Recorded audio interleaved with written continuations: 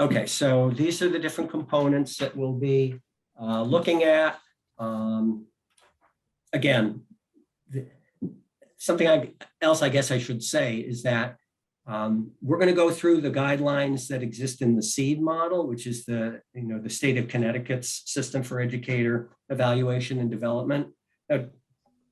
So these are the must-haves in an administrator evaluation document. Now, different districts can develop their own plan as long as it's in conformity with and kind of takes the different components. It can use different language. You can use a different rubric. Most districts use the SEED model, or their model is close enough that hopefully this will look familiar in some way to you. But these are the must-haves. These are the things that must be in an administrator evaluation program. So we'll take a look at the rubric as well, talk about evidence collection in terms of observations and the rest, so how you get the substance, the data, so to speak, for administrator evaluation. We'll look at focus areas, which is one of the components of administrator evaluation, which is actually different from teacher evaluation. Talk about stakeholder feedback, SLIs, that's what administrator goals are called, as opposed to SLOs for teachers. The teacher effectiveness outcomes, which is a small component of the administrator evaluation rating. How it all comes together in terms of a rating for the different components, and then determining a final summative rating. And then again, having some time to talk about what the flexibilities are that are in place for this year. And as I say, most likely will be in place for next year as well. All right, so who does this system cover? It covers all administrators in your district, anyone who is working under an O92 license, so principals, assistant principals, school-based staff, central office administrators. So this is not the system for evaluating teachers. That's the teacher evaluation. You'll see there's many similarities, many similar components, but there are some differences here. Obviously, superintendents are evaluated by their boards of ed, and then there's some other folks who work in schools who have different evaluation plans. So that's who this system covers. We'll see this graphic a lot. This is the graphic that kind of defines the different components of administrator evaluation. We'll look at all of these individual components and talk about how they fit together. Those percentages aren't relevant really now, because with the flexibilities, the state has moved to a holistic evaluation of these components and moved away from a numerical evaluation in a sense. And I'll talk a little bit more about that as we go along. But as you can see, there are different pieces. The big piece is student learning. Those are the goals for administrators, SLIs. The second biggest piece is leadership practice, how an administrator does his or her job as evaluated by the rubric. Then a smaller part is based on stakeholder feedback from survey information. And then the final smallest piece is the administrator benefits or not from the teacher effectiveness outcomes. This next graphic is just a kind of a different way of looking at those components and how they fit together, and how they connect with one another, and how you use those components ultimately to determine a final rating. As I said, there are many comparisons between administrator evaluation and teacher evaluation. And they're meant to be connected. They're meant to be interdependent. How the teachers do in a building should naturally affect how an administrator is able to do her job and the success to which she's able to do her job. Also, how the administrator functions and their ability is going to impact teachers and how they're able to do their work as well. So there's meant to be that interdependence, and in the evaluation systems, there's meant to be that interconnection, that relationship, you know, almost so that the success of one is going to be impacted by the success of the other. They both have skin in the game, you know, for mutual success. They're rowing in the same direction. The components look a little bit different, and they're counted a little bit differently, but nonetheless, there is that connection there. So the steps in the state model. So again, this is going to look very familiar. If you've ever were evaluated either as a teacher or as an administrator, you know, these pieces are going to look, you know, very similar. You start out with goal setting, some kind of, you know, orientation to your plan, setting goals. Then at some point, looking at those goals, determining progress based on them, having some kind of mid-year meeting for a formative review, and then at the end of the year, have some kind of self-assessment, and then evaluator and the person being evaluated mutually looking at the progress of the year, and then ultimately the determination of a final summative assessment. The deadlines for these, the specific deadlines would be in each individual plan. There's no state mandated deadlines, but you know, they're all going to be more or less around the same time of year. These summative ratings, the final summative ratings, do get reported to the state cumulatively, not individually, but cumulatively. So there is an end date by which all summative ratings do have to be determined and reported. So orientation is required to provide the administrator with the evaluation plan. So you need to give them the plan. It's good practice to have some kind of orientation around the plan. And it's also good practice to provide information and data to that administrator, especially if it's someone new or new in the position or new in that particular role or new at that particular school, to give them enough information so that they can understand both what's happened in the past and what the goals are district-wide for the future. So, but again, the minimal requirement is they have to have the plan. And the idea is you provide data, they use this data in conjunction with the evaluator to develop those goals, those student learning indicators, to look at focus areas. And that's really in terms of developing their own practice and providing opportunities for them to focus on areas of need or growth in their own professional practice.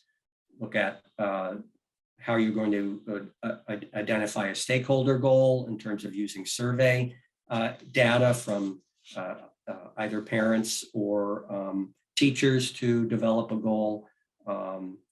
And so those are the components there that would need to be looked at. So in the goal setting, the seed document for administrators currently says that administrators must develop 3 SLIs, 3 student learning indicators, 3 goals. Must be aligned to Connecticut learning standards. At least one must be based on non-tested subjects or grades. If it's a high school administrator, at least one of the goals must be focused on graduation or movement towards graduation. So for administrators, SLIs are goals, they're SMART goals. They include both what you're trying to achieve and the plan to achieve it, and a timeline, a deadline. For teachers, teacher goals are a little bit different. They divide them into SLOs, which are more general, and then the IAGDs, which are specific in terms of what the achievement level is and the timeline. For administrators, it's all grouped together. So 3 goals written as SMART goals. X will be done by this time in this particular way. And we'll talk more about what those goals look like and give some examples as we move on. I should say that this year, based on the flexibilities, if your district has adopted the flexibilities, administrators only need 2 goals, and those 2 goals do not have to conform to these particular limitations here. They can be 2 goals really based on anything. In fact, the state has identified some particular areas that have nothing to do with this, about social emotional learning, about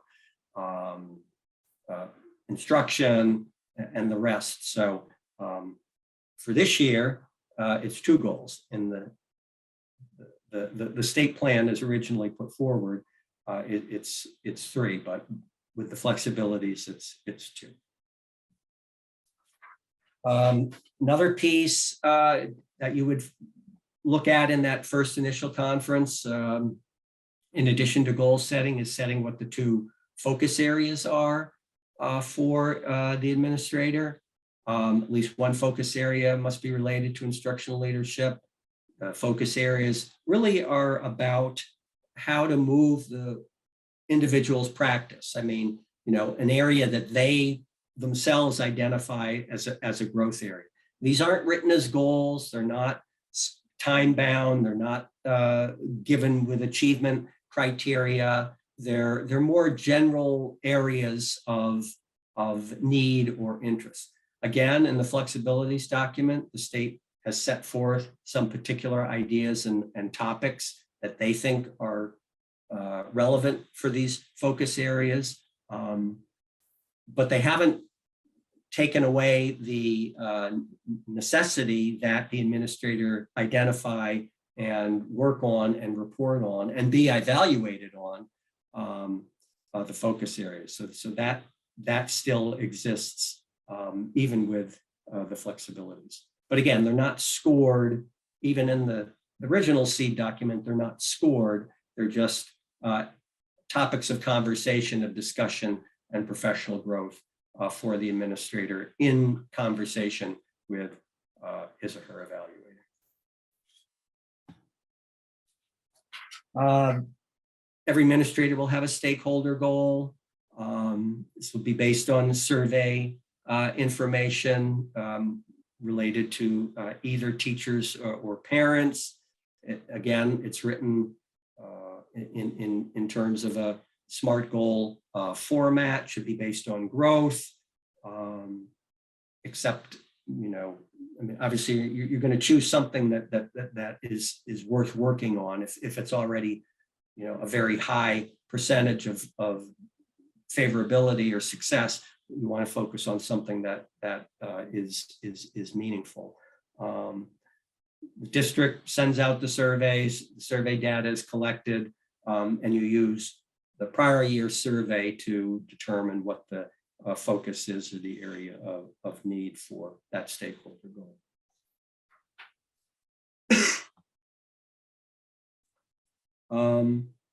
So again, goal setting, familiar process. If you've done this with teachers or if you've done this as an administrator with your own evaluator, you set the goals, you meet to discuss them, hopefully more than once, but at least once along the way, determining, the progress, what evidence is being used, how that evidence has been collected, what the connections are between the district's goals and the administrator's goals, and then how that works down to teachers' goals.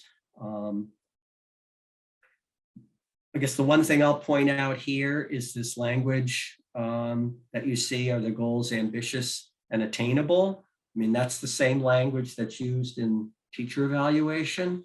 So there needs to be that mutual agreement between the administrator and the evaluator. Are these goals ambitious? I mean, do they really push things forward, but are they also attainable? They can't be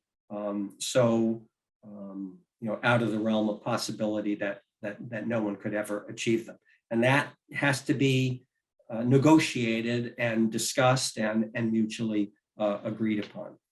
The other piece is, what's going to happen along the way so that the evaluator can get enough evidence to determine both whether the goals are being met and whether the administrator is being successful in terms of practice as evaluated by the rubric. So those are the types of conversations that need to be had. So in looking at the, once you have a plan, once you know what the goals are, once you have those in place, focus areas and the rest, then along the way, the evaluator, carries out observations, artifact reviews, different types of evidence collection in order to determine the administrator's success or not relative to the plan. Now, interestingly, the minimum that the seed document has spelled out is actually less than what the current flexibilities put forward. So here's a minimum of 2 observations for a veteran administrator. In the current flexibilities document, it requires at least 2 observations and 1 artifact review. So for a new administrator or someone new to that school or someone for whom more purposeful attention is required, there are 3 site visits and 2 artifact reviews. So it's really 3 and 5, not 2 and 4,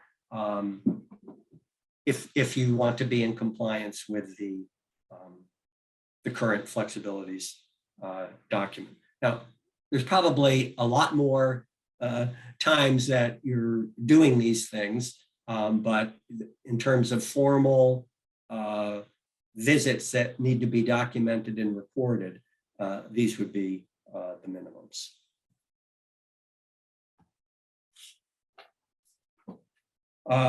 Talked a little bit about what happens at that mid-year formative review.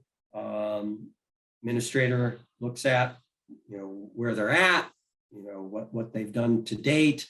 The evaluator reviews all the information that they have at the meeting, discuss the leadership practice, looking at the rubric, how measuring practice as determined, as based on what is seen, and then looking at the rubric in terms of what the expectations are, talking about the goals, those SLIs, about the focus areas, the stakeholder goal, what progress has been made, what's still to be done, and to make any adjustments if necessary. As we get to the end of the year, the administrator will look at their own practice relative to the rubric, looking at those different domains, what their areas of strength are, areas of growth. We'll look at their focus areas, what they've done relative to the focus areas. We'll look at their progress on their goals.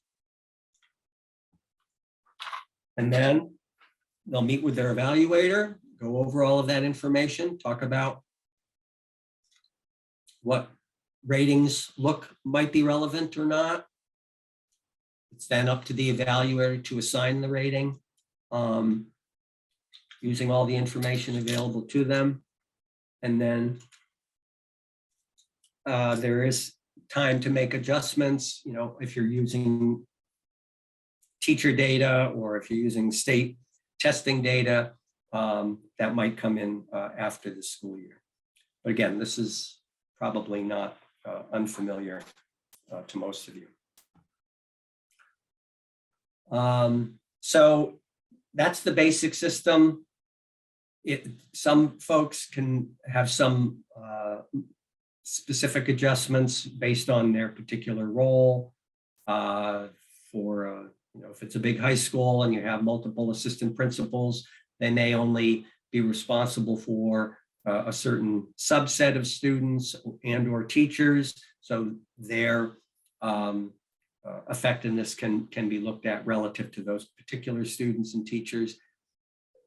In central office, say a special education director could be evaluated, solely based on performance of students in special education, or looking at their impact on instruction in terms of teachers of special ed. So again, you can modify where you collect the evidence based on the role of the individual.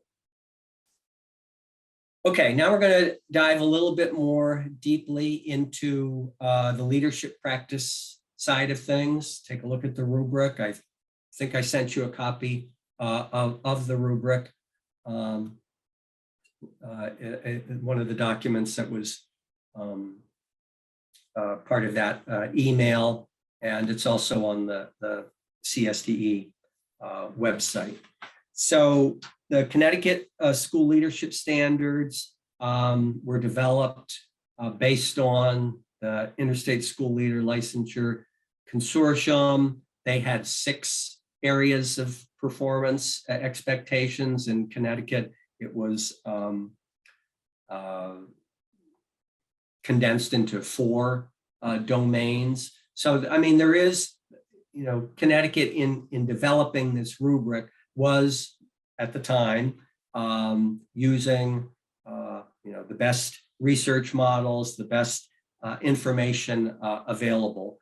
But again, that rubric now is, the most current is 2017. So it's 5 years old at this point. So it's not, illogical to think that it might be time to take a look at it. But regardless, this is the rubric that we have right now. The other piece of this, and we're not going to really talk about this, but obviously connected to the Connecticut School Leadership Standards is the Code of Professional Responsibility for Educators. And it's absolutely essential that when you provide your administrators the plan, that you include both the rubric that they're being evaluated on in terms of their practice, but that you also include that code of professional responsibility. Because as often as not, when folks make a misstep, it may be much more relevant in terms of looking at their actions in terms of that code of professional responsibility as it is looking at their leadership practice based on the rubric. So make sure you give them both those documents. So the rubric is from 2017, as I said, based on those 4 domains.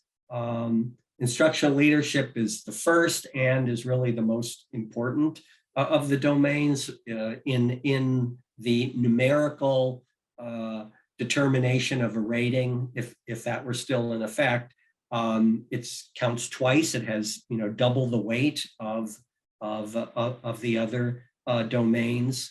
At least one of the focus areas must pertain to instructional leadership. So that's really meant to be the primary focus for administrators in terms of their evaluation, them being instructional leaders.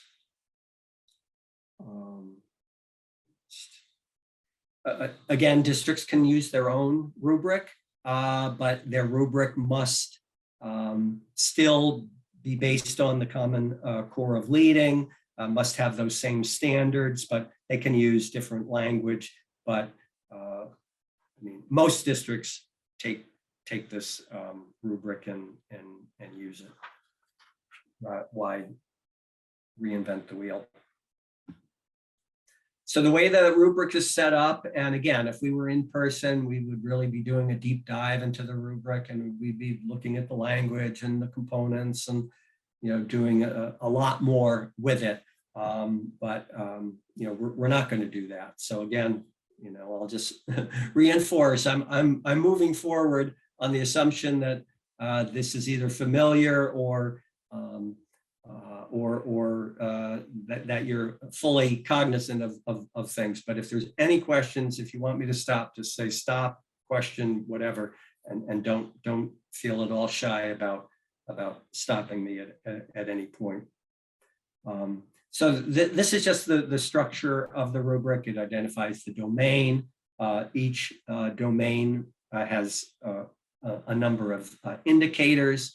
And then under each indicator, there are several attributes, and that's where the language of the rubric comes in. So in the domain of instructional leadership, one of the indicators is shared vision, mission, and goals. And then under that indicator, there are different attributes, high expectations, action plan, etc. And then there would be rubric language for each of those. So here's what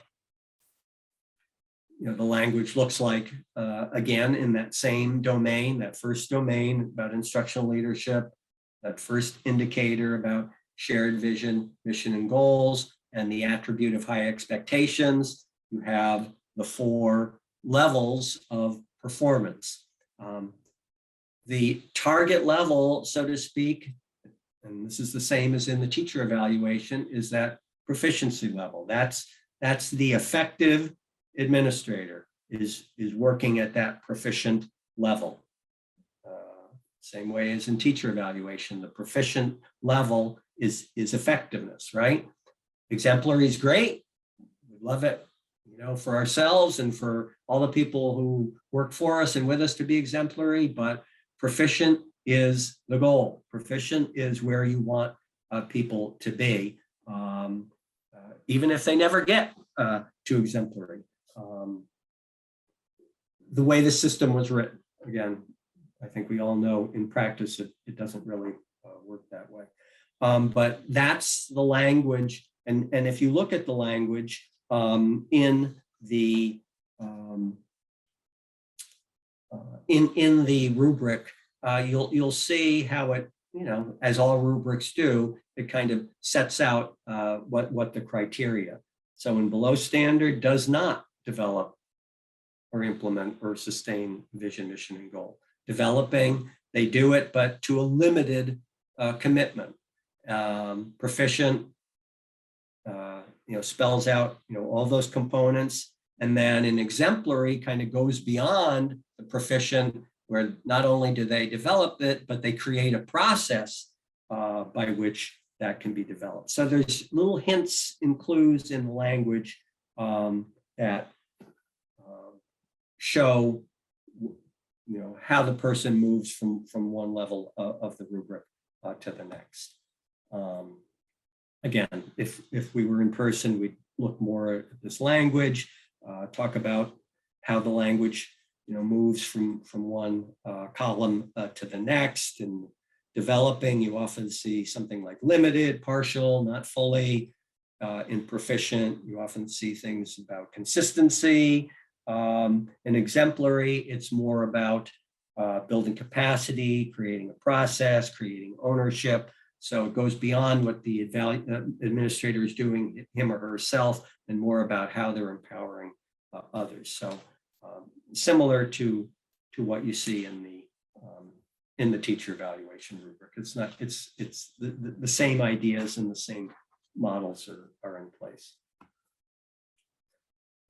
So in terms of evidence collection, whether it's through observations or through artifact reviews or however you're, as the evaluator, gaining evidence. And this is, this is important. This is the meat of evaluation, right? I mean, it's how are you finding out what you need to find out to make those determinations about practice. And again, this is not,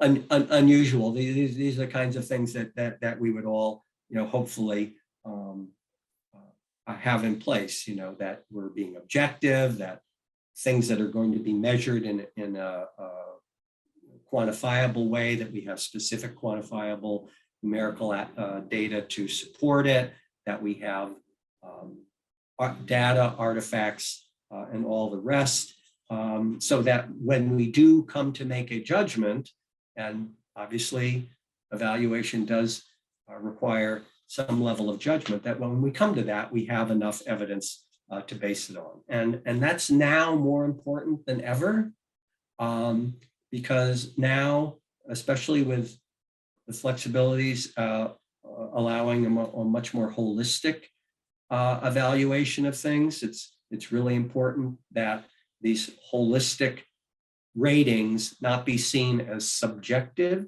that they're still, even though they're holistic, they're still objective ratings based on objective information and data. So I think that's really crucial, that there is enough information, enough observation, collection of artifacts, all the rest, that you can then use that to make some judgments based on the rubric, first of all, and then ultimately based on determining a final rating. Again, this is hopefully pretty straightforward. You're not using subjective or judgmental information, not opinionated. You want low inference data, right? Where you're just kind of just the facts, ma'am, so to speak, just what you observe, and then using that to let the rubric help you make those judgments in terms of determining performance and ultimately determining a rating. See, this is a kind of pretty straightforward example of defensible versus non-defensible evidence. And you can see how the first one is vague, uses language that's open to interpretation, and on the defensible side, it's much more precise. It's not. It lets the facts speak for themselves. Now, obviously, you can use this then to make a judgment based on the rubric, but you want to be sure the evidence itself is free of that judgment before then you use it to make your own evaluation. This is just how you collect data, evidence through observations, artifact reviews, and the rest. You collect it, you look at it in relationship to the plan, you make interpretations, then you come up with a rating. You don't go the other way, right? So pretty straightforward in that regard. Again, quality of the evidence needs to be aligned to the plan, aligned to the goals that were set out, aligned to the rubric, needs to be objective, and there needs to be enough of it, right? And again, I think these things are always important. I think they're now even more important than ever in terms of evaluation being a good and successful and meaningful evaluation of an administrator in the current circumstances, especially an administrator who may not be fully performing to the level that you want. So these things are, again, more important than ever. Okay, so that's a big we've talked about, the big piece of leadership practice is practice that's looked at relative to the rubric, based on observations, based on artifact reviews and the rest. Another piece of leadership practice are the focus areas. And remember, administrator needs 2 focus areas. And again, the focus areas are not goals per se. They're not written as goals. They really are areas of growth for the administrator, something to move his or her practice forward. And they do pertain to how they function as leaders.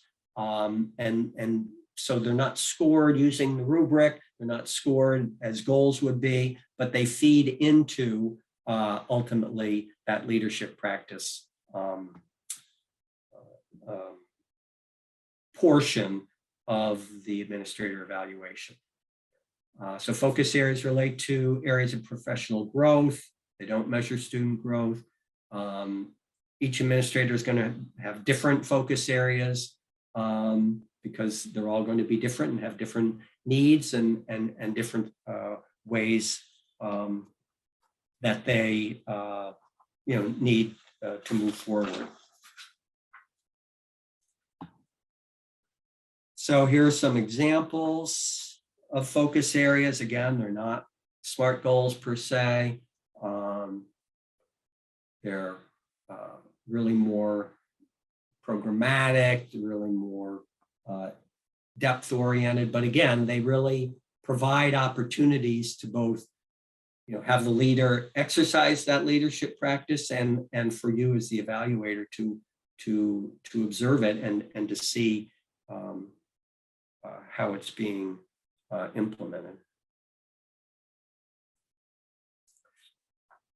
And again, in this year with the flexibilities, there's no the need for focus areas hasn't gone away. So it's still part of the administrator evaluation.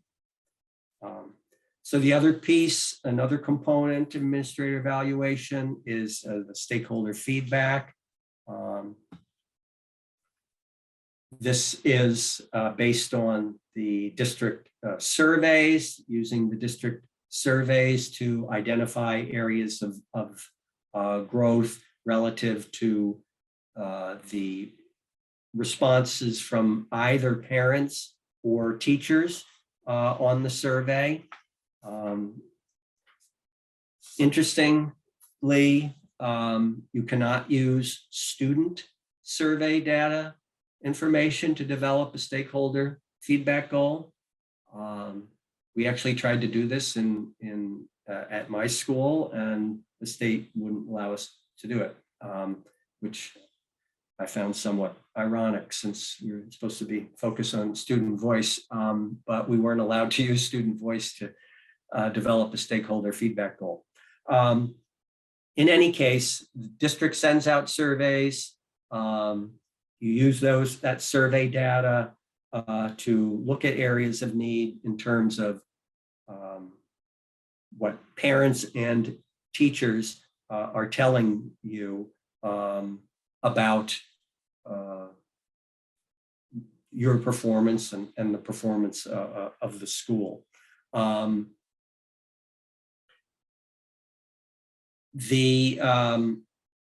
the flexibilities, you're still able to focus on anything for a stakeholder feedback goal. The state Department of Ed encourages you to use parent engagement to develop a goal around parent engagement, parent communication as a goal, but you're not required to do that, but that's what's encouraged.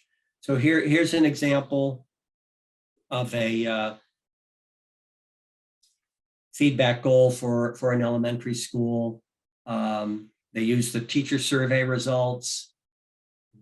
Only a quarter of the teachers agreed that disruption of instructional time was minimized. So therefore they said, well, they wanted to do better on that. So increase the effectiveness of instructional time so that 60% of the teachers would agree or strongly agree that disruption of instructional time is minimized. So they looked at the data, they saw an area of need, then they wrote the goal based on that. So that 60%, what you as the evaluator and the administrator would have to agree on, is that ambitious enough? Is it attainable? And that's where the conversation is. First of all, is an important issue? Yeah, it probably is. Disruption of instructional time. That's an important enough issue. But then in terms of the goal itself, is it good enough to get to 60%? Is that ambitious enough? 100%, probably not attainable. So those are where the conversations happen in terms of determining these goals. Bill, I have a quick question for you. Sure. And I'm thinking about the surveys because those have been kind of not a contentious issue, but they've been an often debated issue as far as what is the proper structure to be able to have for surveys, the validity, how the questions are structured with it. We've heard that from our teachers union. Our administrators are concerned about that from time to time as well. We partner with a survey organization called Panorama. That's it. Panorama. Yeah. But I'm just wondering if there are some model survey structures that are out there to be able to guide to say, we have some of our own that we've developed based on our problems of practice that we have, but we also are using best practices that have been vetted elsewhere as well. Right. Panorama is a company that a lot of people use. I know, I don't think there's the reservations you're talking about and the conversations about the surveys are certainly ones that I had when I was an administrator, and probably are going to be perennial regardless of who's providing the surveys and the rest. There's, because there's always, quibbles about, well, how many people responded, and, was it the phrasing of the question that, kind of determined the response and that type of thing.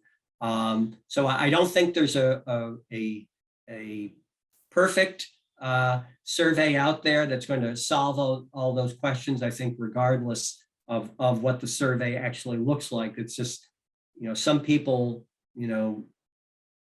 it grates that that survey data of any sort is being measured because they feel it's kind of out of their hands in terms of what the responses are. So I don't have a good response. Maybe other folks in other districts have used companies. I know Panorama has been very responsive, at least it was when I was there, in terms of phrasing questions in different ways. And they used to always kind of be phrased as a negative, like, something not, and I thought that was confusing. So we changed the language around. One of the challenges is they have to be the same, right? They have to be the same, from school to school, and they can't change too much from year to year, because then you don't have a way of using them in Right. any meaningful way. So I think the one helpful piece that we have, and I guess that this would be the piece that I would hope if you've got an opportunity to speak into the state at all, is that that holistic rating is the thing that gives us the opportunity to have some flexibility with that, where it becomes less of a contentious issue, right. because it just becomes one of the data points as a part of a contextual narrative with folks. So Right.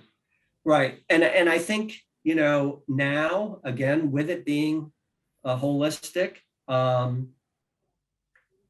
what counts more now with the flexibilities for the entire evaluation is not so much the outcome as it is what was done to achieve the outcome regardless. Even if you didn't make the goal, what did you do and what can you point to as the important components of the plan to achieve that goal? So, and and this is true, all along the way. It's less, did you meet the goal? And the conversation is less about, did you meet the goal? And it's much more, what was done, what was put into place in order to try to meet the goal, rather than, only, well, you met it or you didn't meet it. And the end of the conversation, we're coming up with a rating, solely looking at that outcome. So it's, I hate to say it's being graded on effort, that seems a negative way of putting it, but it's much more the focus is on the plan, on the process, rather than the specific outcome. That's the way it is now, not the way the system was originally developed, but that's the way it is now with the flexibilities. Thanks, Bill. And I'm actually going to have to jump out for just a moment. Sure. Because we've got a health district call that I have to jump into. Very good. All right. Come back when you can. All right. So scoring of the feedback goal. Again, I'm not going to spend a lot of time on this because as I just said, with the flexibilities, it's now a more holistic determination. But the conversation that might have to be had is making substantial progress. Well, what does substantial mean? So you kind of have to have these conversations ahead of time in terms of what's enough progress to count as substantial. So the conversations need to be had all along the way between the administrator and the evaluator. All right, so that's the feedback goal.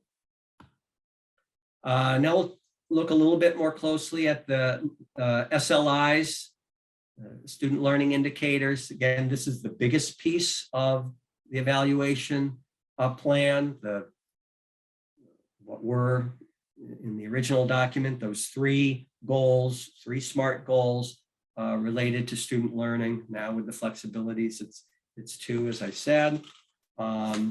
This, in the old, or in the plan as originally devised, this had kind of the largest impact numerically on the determination of a rating, 45%.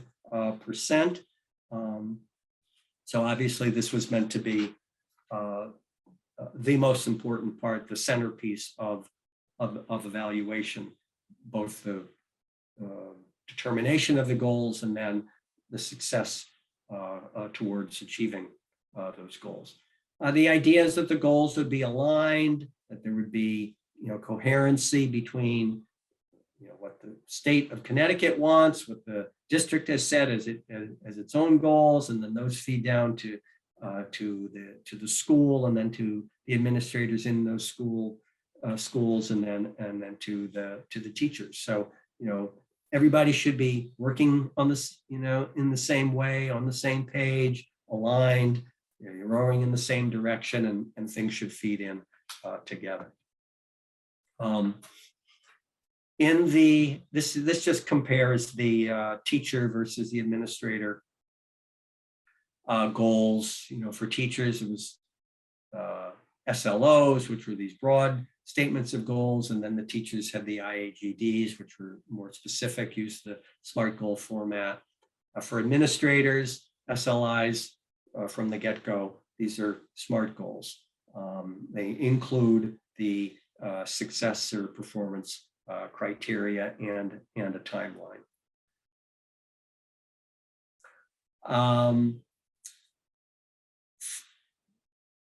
When there were 3 goals that were required, there was some specificity that needed to be in place in terms of what those goals were or what they pertain to. For a high school principal, at least one goal had to, in some way, focus on graduation. Could be moving a group of students towards graduation. Could be on accumulation of credits. But something that in some way pertained to graduation. Again, now with the flexibilities, there's only 2 goals that are required, and there's very broad flexibility that is allowed. So these specifics don't have to be in place for right now.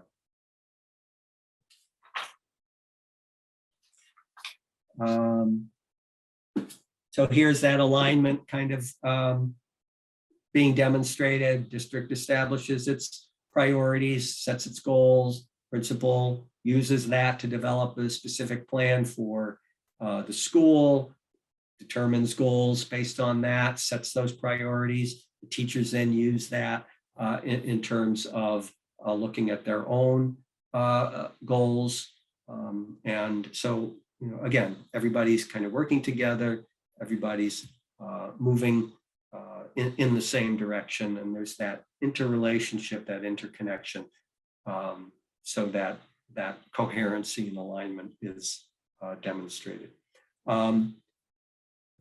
That chart down at the bottom, again, you know, now it's not really relevant because of it's a more holistic determination, but in the system, it was very specific about how many goals had to be met and the progress towards meeting them that had to be made in order to determine where the administrator stood in terms of a rating.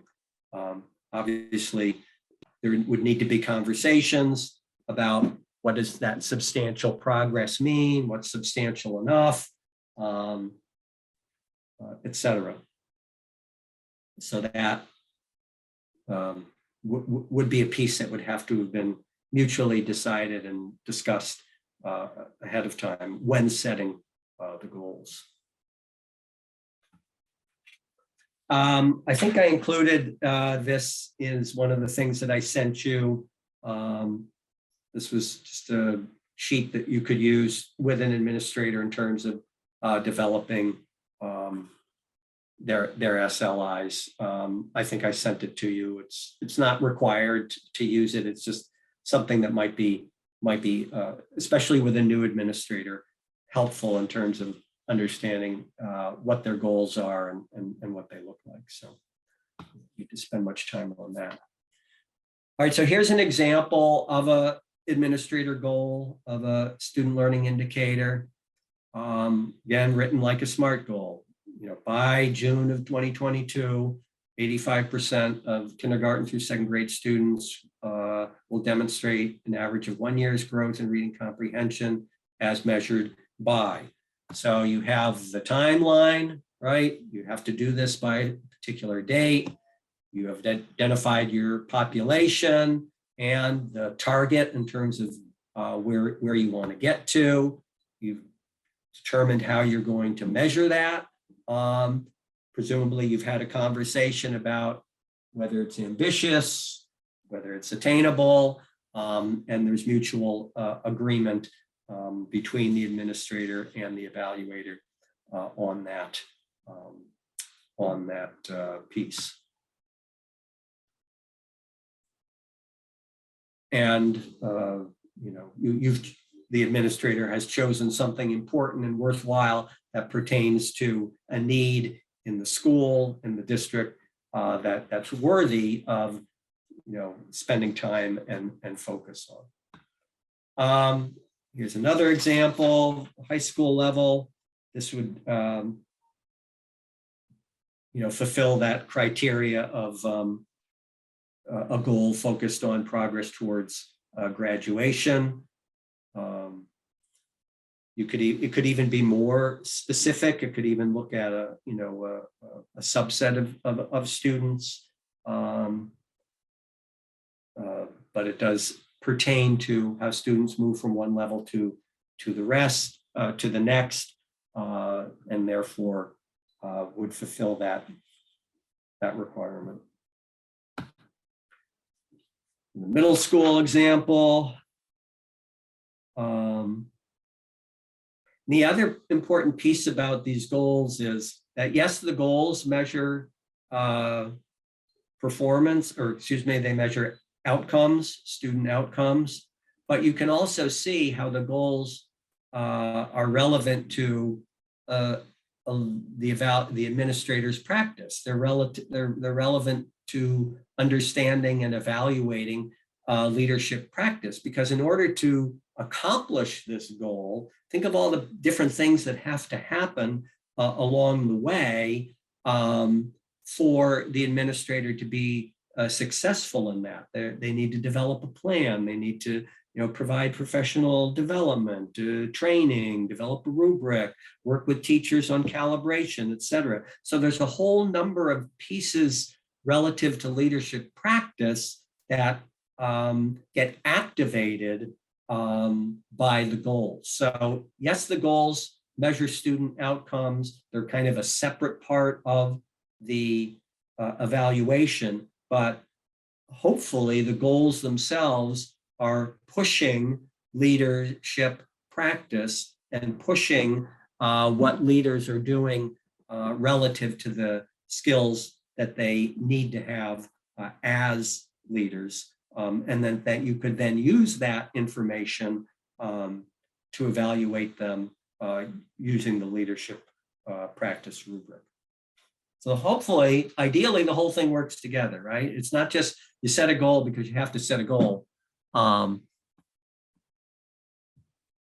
You set a goal that is meaningful and that gives the administrator opportunity to do important work and to do it in an important way, so that they're able both to show and to improve at their practice. All right, here's a final example. Elementary school goal, and then for central office. And again, these can be tailored to the specific population or the specific responsibility of the administrator who's being evaluated. So again, we kind of talked about this already. Now it's 2 with the flexibilities. So this chart really doesn't make much sense anymore. And it's a more holistic evaluation now. It's not a mathematical calculation. It's really more based on what is done to achieve them rather than whether the goals are actually met.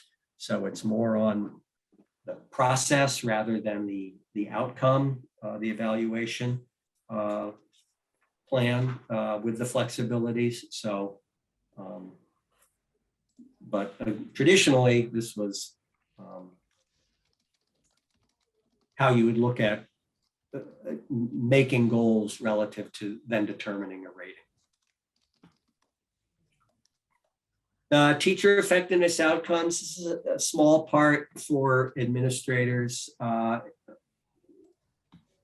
their evaluation, but it's the idea here is to kind of build that interconnectedness, that teacher performance, how individual teachers do relative to their own evaluation is important and counts in terms of how the administrator does in terms of their evaluation. So,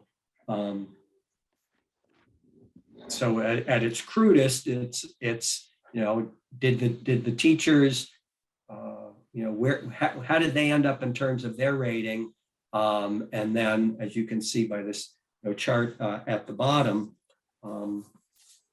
that would then feed into the administrator's own rating. So if 61 to 80% of teachers in the building were rated proficient or exemplary, well then the administrator would be considered proficient on teacher effectiveness. And if it's more, it's better. If it's fewer, it's worse. So again, there's that interconnectedness, that sense that we're all in this together for good or for ill. In the flexibilities,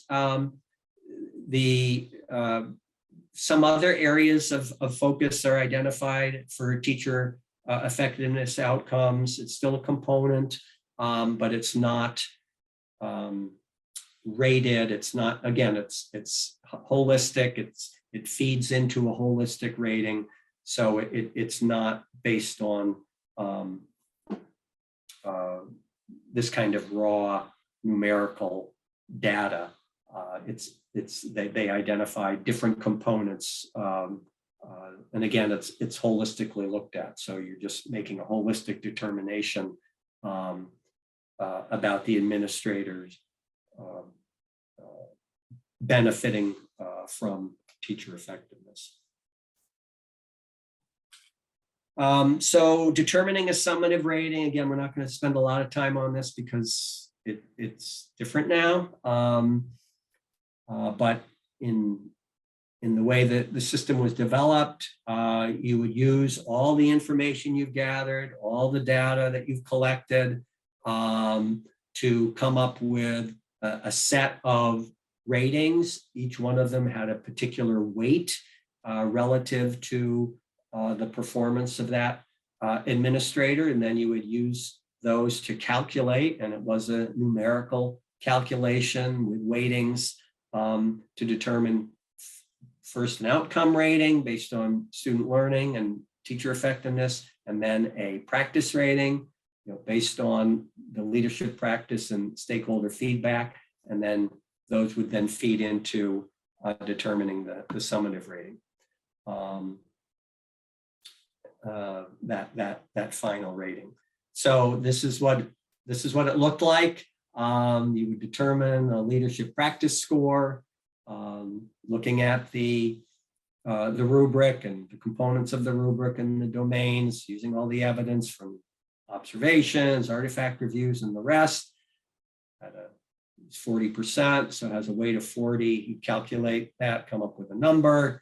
Same with the stakeholder feedback, based on that earlier chart. Again, this is all, pushed to the side now because it's all holistic, and you don't have to have you don't have to have the math either in your head or on a piece of paper. It's a holistic rating. But again, holistic doesn't mean subjective. There still has to be based on something, but it's you still need to come up with a final rating. So you're not off the hook for that.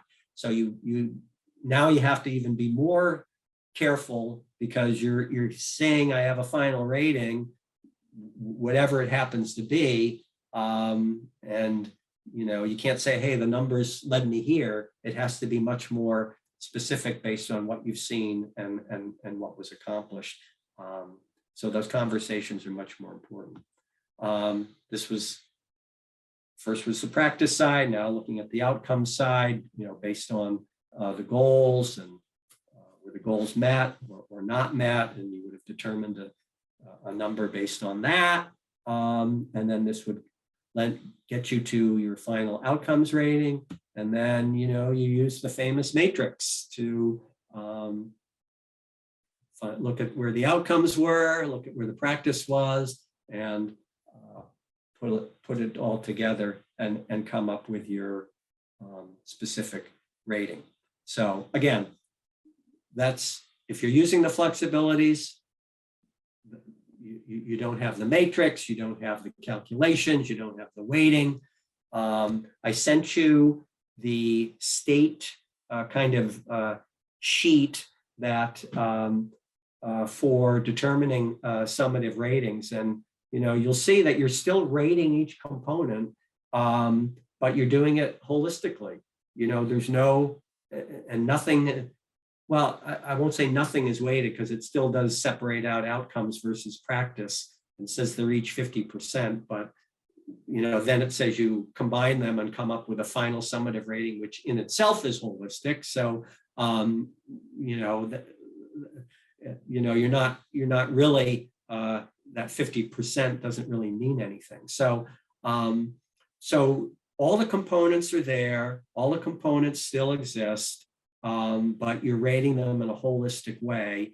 And again, you're measuring more what was done rather than what the outcome was. It's what was the process, what was the plan, what were the things that were put in place, and it's really looking at those pieces rather than was a specific number achieved in a goal, was a specific target reached in a goal. It's more what was done, what was put into place, how effective was it, and that's where the conversations are in terms of what the ratings ultimately are in terms of how they're determined.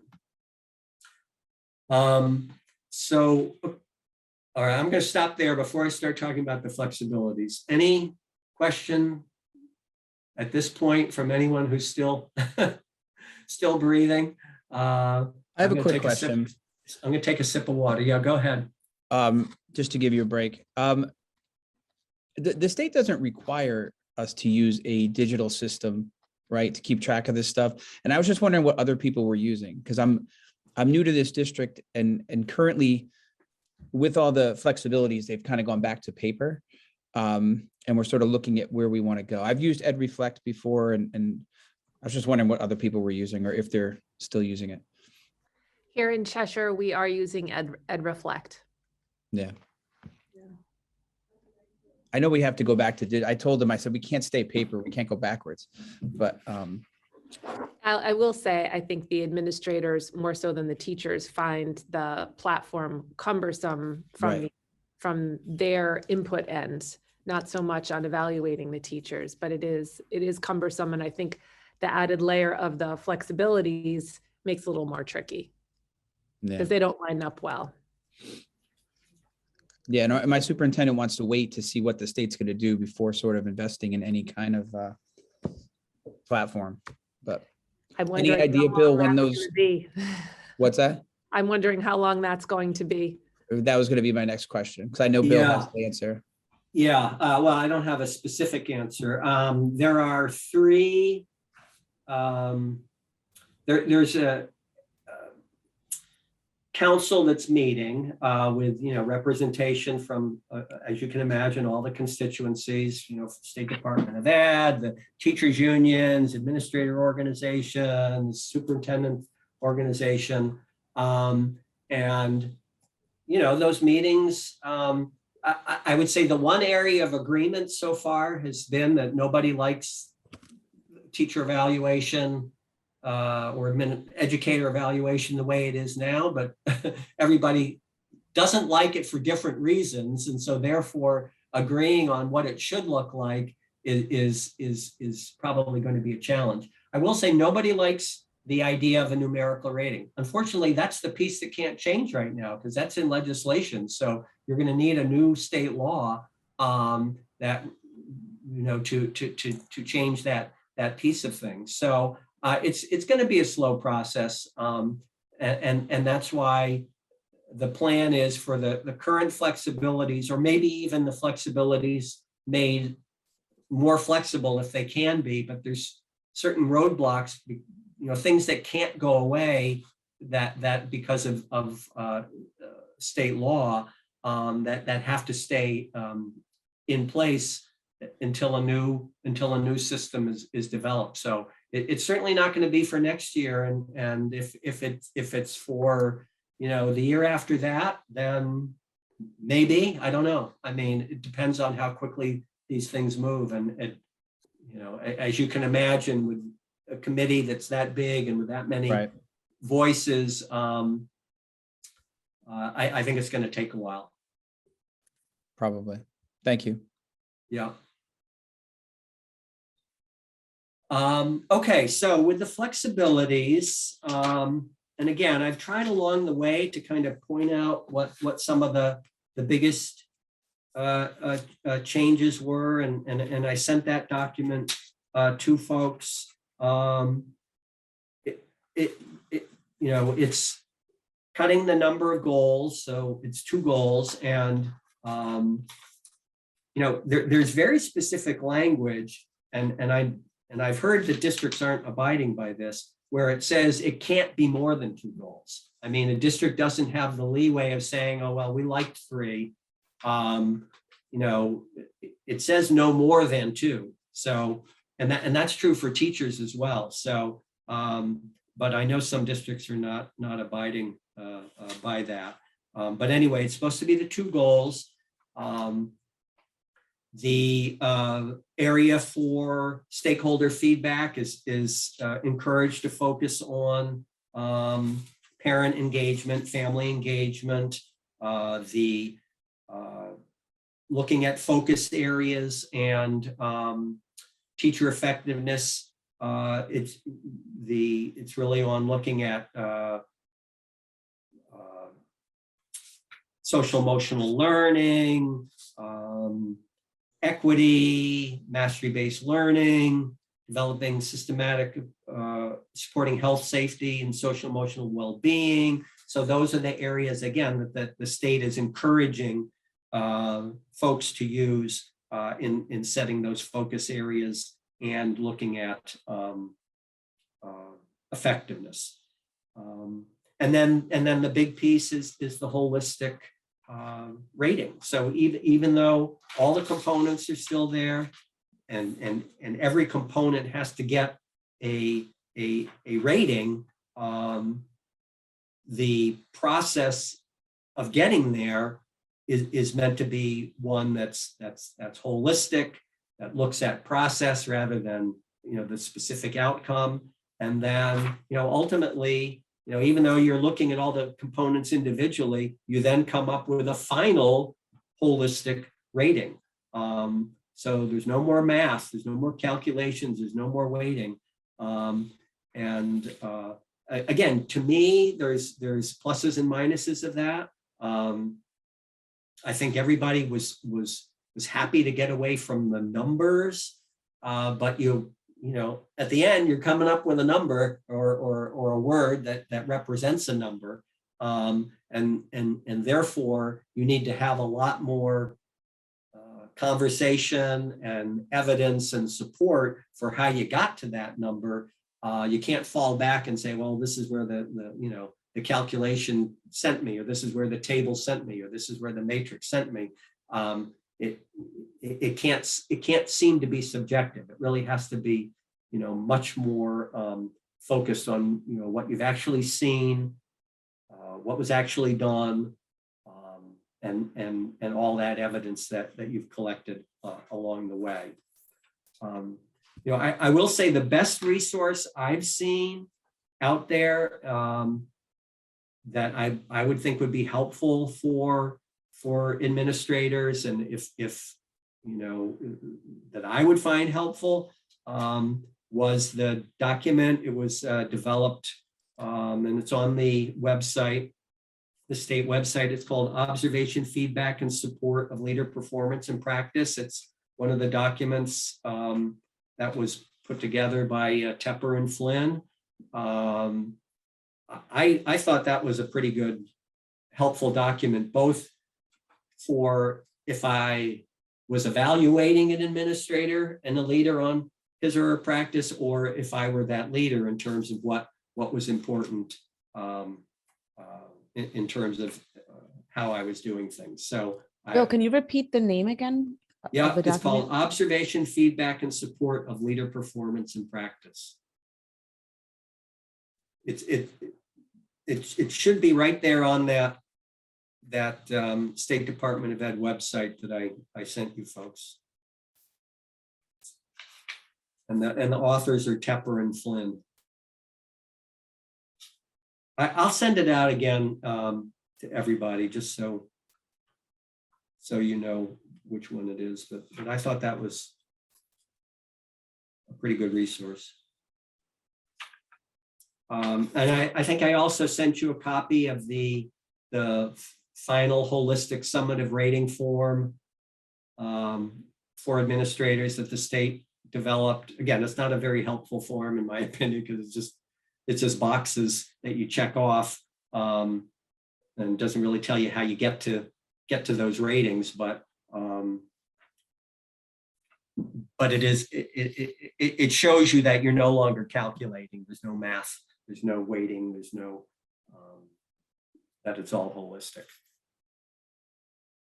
All right, any comments, questions, concerns? I know awfully quickly to, through this, and I don't want to shortchange anybody or have anybody feel that they didn't get what they needed.